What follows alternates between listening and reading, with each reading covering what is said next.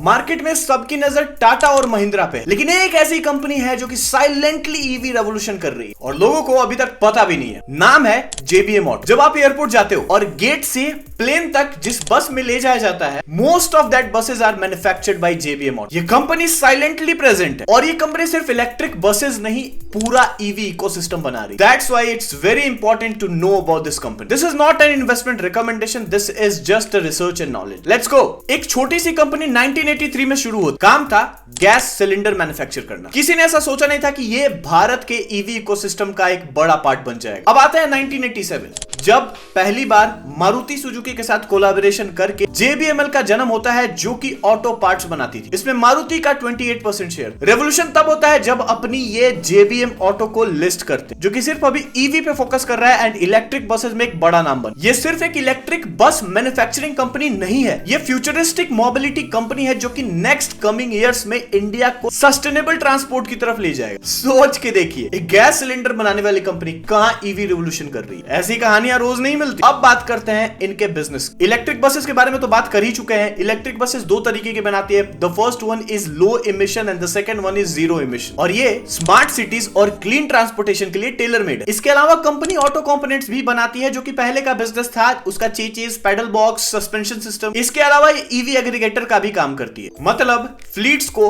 Manage करना, operate करना और उनको मेंटेन करना। ये company lithium ion battery manufacturing में भी एंट्री ले चुकी है, जिसका फ्यूचर में एक स्ट्रॉन्ग डिमांड है। इसने रिन्यूएबल एनर्जी को भी नहीं छोड़ा and they also manufacture solar panel. इसके अलावा they are also focusing on EV charging infrastructure, जो कि 24/7 चार्जिंग प्रोवाइड करेगी। इसकी बहुत जरूरत है अभी थोड़ा जूम आउट करते हैं। JBM ऑटो का फ्यूचर सिर्फ उसके काम पे नहीं, इंडिया के ईवी मिशन पे भी डिपेंड करता है, और ये मिशन अभी काफी स्मूथली चल रहा है। सेंट्रल गवर्नमेंट अनाउंस किया है 10,000 बसेस का मेगा प्रोजेक्ट, जिसका नाम है PM ई बस सेवा स्कीम। ये बस 100+ सिटीज में चलेगी। किसी भी ऑटो मैन्युफैक्चरिंग कंपनी के लिए once in a decade offer. ऐसी अपॉर्चुनिटीज रोज नहीं आती। Benefit on the top, ministry of heavy industries दे रही है 35 लाख तक सब्सिडी, मतलब demand boost and active economics. Customer खुश, गवर्नमेंट खुश, कंपनी खुश, सब खुश। और अगर दिल्ली की बात करें तो विजन और भी बोल्ड है। 2027 तक पूरा DTC क्लस्टर को 100% इलेक्ट्रीफाई कर देना, मतलब सिर्फ इलेक्ट्रिक बसेस दिखेंगी। मतलब हर साल नए टेंडर, नए कॉन्ट्रैक्ट्स, नए बसेस। और JBM दिल्ली NCR में अच्छा स्ट्रॉन्ग प्रेजेंस बनाए हुए। लेकिन पिक्चर अभी बाकी है। इंडिया का टारगेट है 30% EV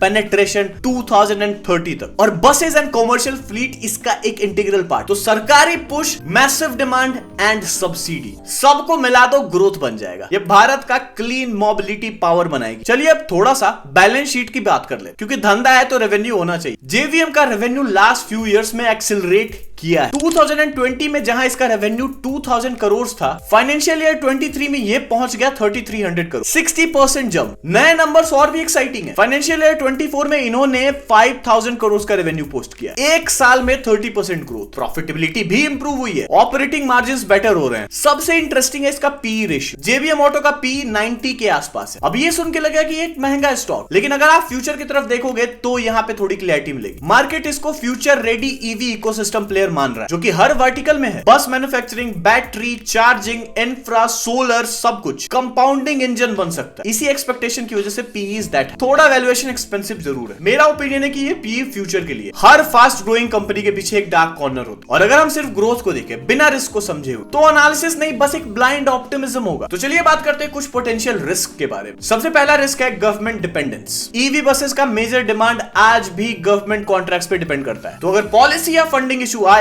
JBM जैसे कंपनी के ऑर्डर बुक पे असर पड़े। दूसरा रिस्क है एग्जीक्यूशन चैलेंज। ईवी इकोसिस्टम बनाना कोई बच्चों का खेल नहीं है। JBM बैटरी भी बना रही है, बसेस भी, चार्जिंग इंफ्रास्ट्रक्चर भी। अगर एक भी वर्टिकल्स में हिकअप्स आए तो मॉडल सिनर्जी ब्रेक हो सकता है एंड सिस्टम फेल हो सकता है। तीसरा रिस्क है कंपटीशन। टाटा मोटर्स, अशोक लेलैंड, ऐसे भी प्लेयर्स ईवी के रेस में घुस चुके हैं, और नए स्टार्टअप प्राइस वॉर भी क्रिएट कर सकते हैं। अगर JBM इनोवेशन नहीं करता है, then there could be a problem. And finally stock का वैल्यूएशन। अगर कंपनी एक्सपेक्टेड ग्रोथ नहीं डिलीवर कर पाई, तो हाई PE जैसे कंपनी में करेक्शन सबसे पहले आ। तो हाँ, स्टोरी तो स्ट्रांग है, लेकिन ये समझना जरूरी है हाई ग्रोथ के साथ हाई रिस्क भी आता। आपका क्या ख्याल है स्टॉक के बारे में? Let me know in the comment section. चलते हैं, फिर मिलेंगे।